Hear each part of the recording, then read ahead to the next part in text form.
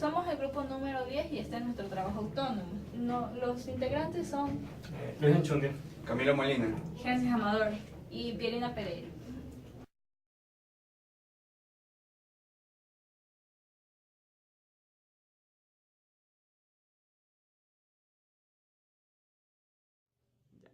Y ahora vamos a explicar el problema número 1.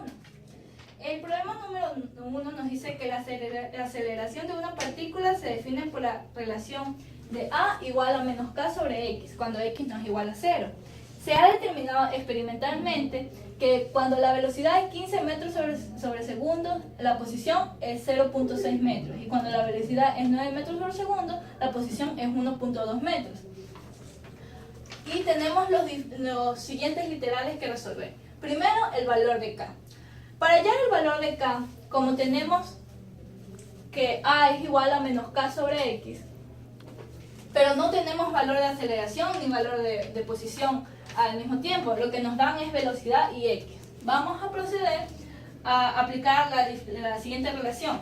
Sabemos que A es igual a la derivada de la velocidad sobre la derivada del tiempo, pero aquí mismo podemos aplicar regla de la cadena y decir que la derivada de la velocidad sobre la derivada de X por la derivada de la posición sobre la derivada del tiempo es igual a aceleración.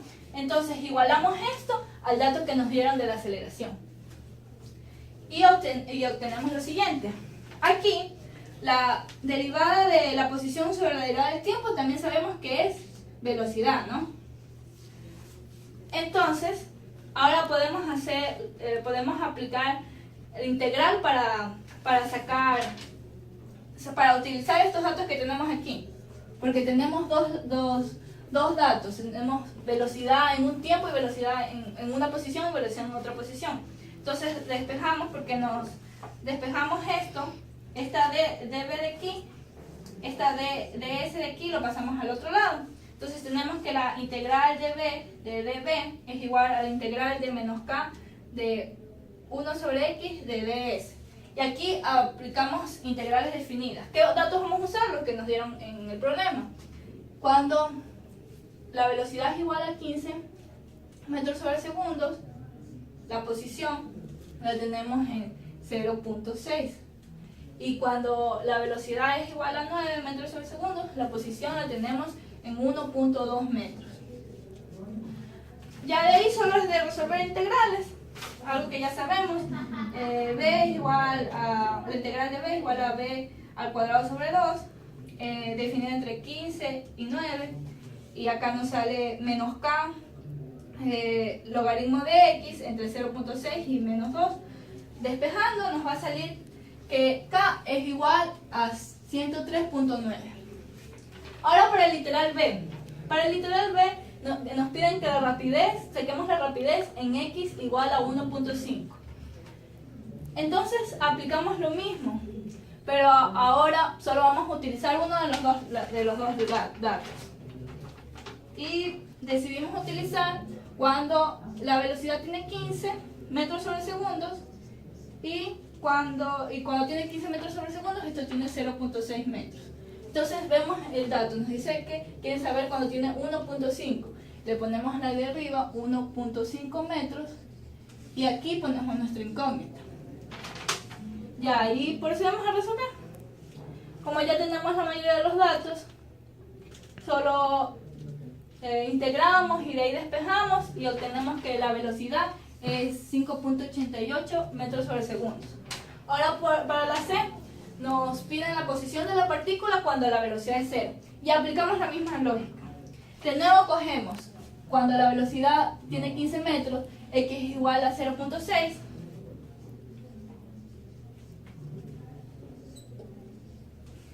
Y ahora queremos saber cuando la velocidad es 0, cuánto es la posición. Y ahora hacemos lo mismo. Integramos b al cuadrado sobre 2 entre 15 y 0, que es igual a menos 103.9 logaritmo de x menos logaritmo de 0.6. Y haciendo todo, nos sale que el logaritmo de x es igual a 0.5719. Aplicamos elevamos todo a la e, aquí y acá, y nos va a salir que x es igual a e elevado a 0.5719. Y por último vamos a obtener que la posición es 1.77 metros.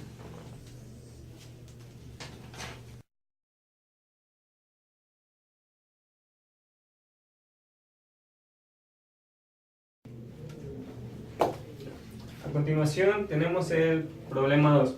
Nos dice que se lanza una pelota verticalmente hacia arriba con una velocidad de 20 metros sobre segundo desde la azotea de un edificio de 50 metros de altura.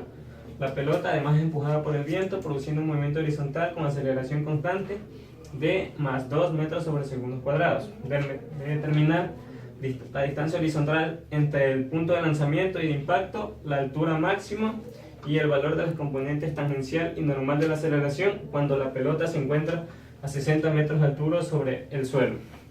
Ya, tenemos nuestros datos iniciales que son la velocidad inicial, que es 20 metros sobre segundo en nuestro componente J, debido a que se lanza verticalmente. Nuestra aceleración, que son 2 metros sobre segundo cuadrado en la componente X, porque nuestra componente Y en este caso, porque dice que se mueve horizontalmente. A eso le añadimos nuestra componente J de la gravedad, que sería menos 9.8 J. Cabe recalcar que nuestro sistema de referencia para abajo es negativo y para arriba positivo. Al horizontal positivo, izquierda negativo. Ya. Y nuestra posición inicial, en este caso tenemos que son los 50 metros del edificio, nuestra componente J. Ya. Para sacar la distancia horizontal necesitamos integrar la ecuación de aceleración, que tenemos que la derivada de la velocidad con respecto al tiempo va a ser nuestra ecuación de aceleración. Integramos de ambos lados y tendríamos que sumar la posición inicial.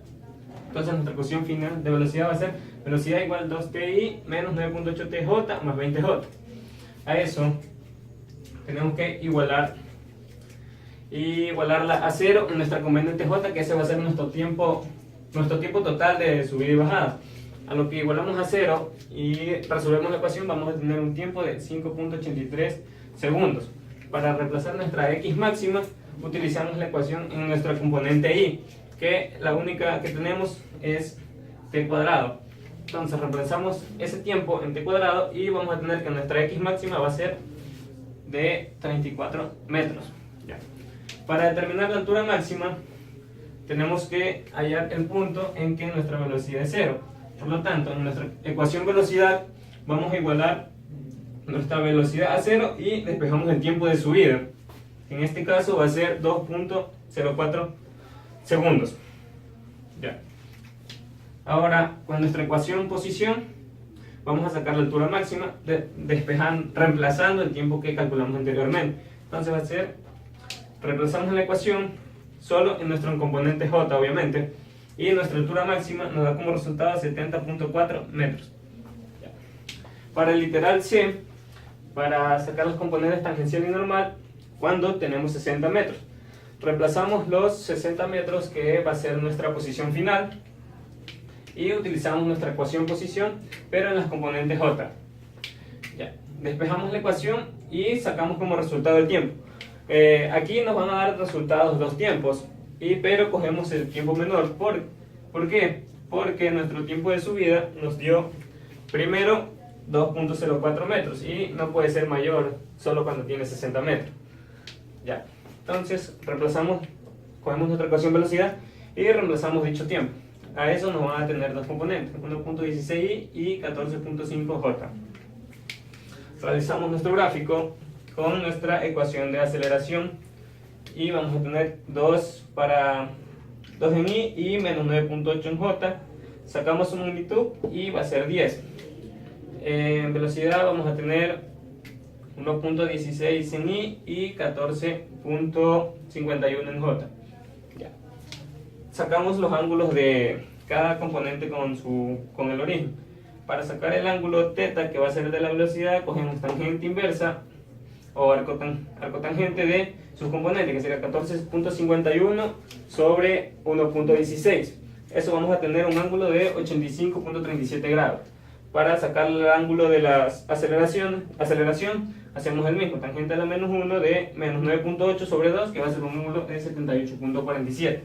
Por lo tanto, nuestro ángulo que necesitamos va a ser de 16.16. Cabe recalcar que la aceleración normal siempre va a ser perpendicular con la velocidad final. Entonces va a ser esta de aquí, va a ser nuestra aceleración normal. Y la aceleración tangencial siempre va a ir en la misma dirección que la velocidad. Y esta va a ser nuestra aceleración tangencial. Ya teniendo eso, tenemos una relación que la podemos resolver fácilmente con Pitágoras. Entonces, ya con la componente de la aceleración final, tenemos que la aceleración normal va a ser 10 por el seno de 16.16 grados. Entonces, nuestra aceleración normal va a ser 2.78 metros sobre segundos cuadrados. Y nuestra aceleración tangencial va a ser 10 coseno de 16.16 y tenemos como resultado 9.60 metros sobre segundos cuadrados.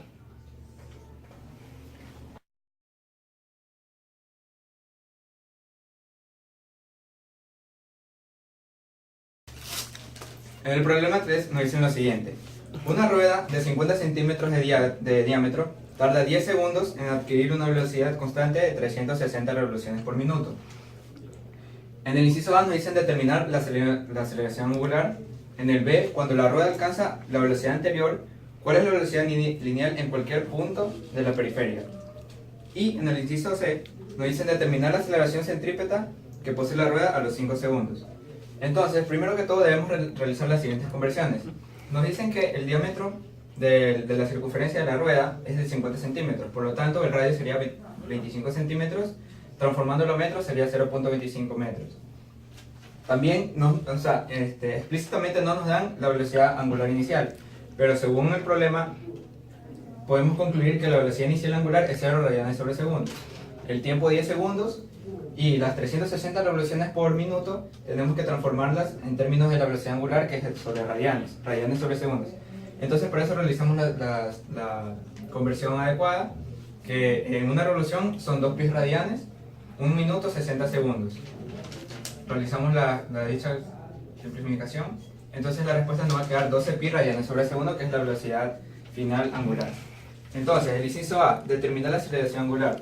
Para ello nos basamos en la fórmula del movimiento rectilíneo, del movimiento circular uniformemente variado, que es la velocidad angular final es igual a la velocidad angular inicial más la aceleración angular por el tiempo.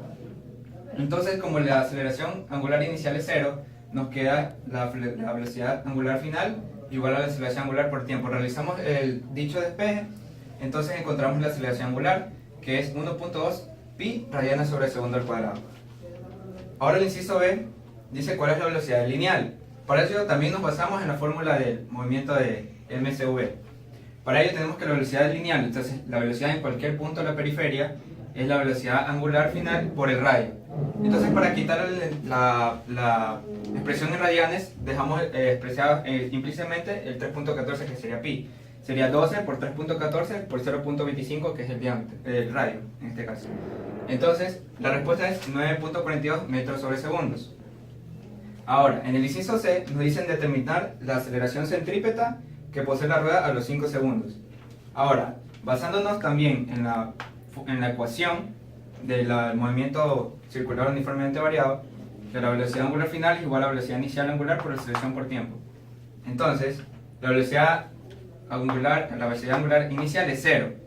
Realizamos el hecho utilizando la aceleración angular del inciso A, que era 1.2 pi radianes sobre segundo al cuadrado, y el tiempo que nos piden, que es a los 5 segundos.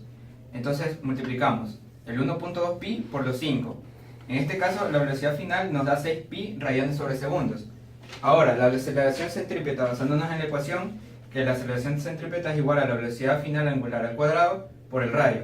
En este caso sería 6, asimismo para quitar la expresión en radianes, 6 por 3.14 al cuadrado por el radio, que es 0.25. En este caso el resultado sería la aceleración angular igual a 88.82 metros sobre segundo al cuadrado.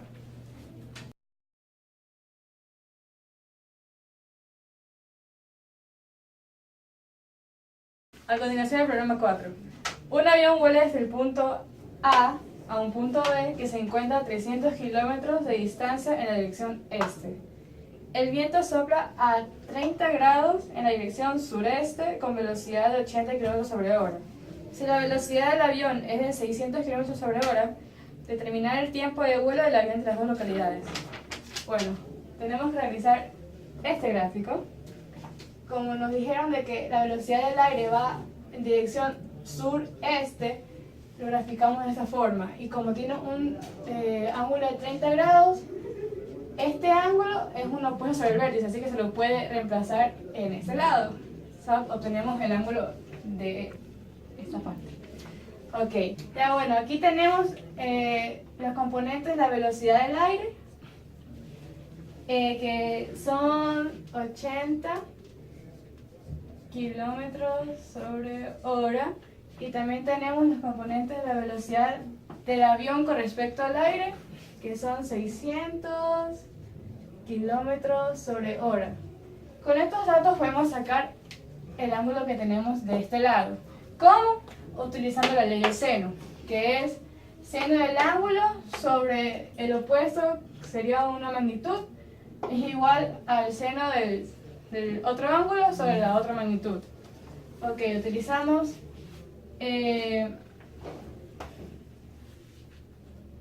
esa magnitud, que es la velocidad del avión con respecto al aire, sobre el ángulo que está aquí, el seno del ángulo, que son 30 grados. Es igual a la cantidad, o sea, el componente de velocidad del aire sobre el ángulo que no tenemos y queremos hallar. Hoy analizamos el despeje del ángulo. Tenemos seno aquí del ángulo que queremos hallar es igual a 80 por seno de 30. Hacemos seno a la inversa, que es seno a la inversa de 80 de seno 30, y nos sale el ángulo que es 3.82 grados. Con esto ya tenemos el ángulo de aquí y de acá. Por lo tanto podemos hallar el ángulo que existe aquí. Ok, todo eso tiene que dar 180 en total. Entonces tenemos 130 más 3.82, que nos da 33.82. Y eso lo restamos con 180 y nos da 146.18, lo que tenemos aquí. Con ese ángulo podemos hallar la componente de velocidad del avión. Ya. ¿Qué utilizamos? Nuevamente la misma fórmula que es la ley del seno. Tenemos la componente de velocidad que no sabemos sobre el seno del ángulo que está aquí, porque lo que queremos hallar es este lado, que va a ser igual a cualquiera de esos dos. Nosotros escogimos el de la velocidad del avión con respecto al aire sobre su respectivo ángulo. Ok, despejamos la fórmula. B por seno de 30 es igual a 600 seno del ángulo que tenemos aquí. Tenemos que B es 667.90 km/h. Lo que nos pide el problema es hallar el tiempo, y como sabemos que es un movimiento rectilíneo, uniforme, los componentes, podemos usar la fórmula de distancia es igual velocidad por tiempo. Con esto, ¿qué tenemos nosotros? Tenemos la velocidad y tenemos la distancia, que es 3.000 km/h. Entonces despejamos t, que t es igual a distancia sobre velocidad, y reemplazamos 3.000 kilómetros sobre 667.90 km/h. Calculamos.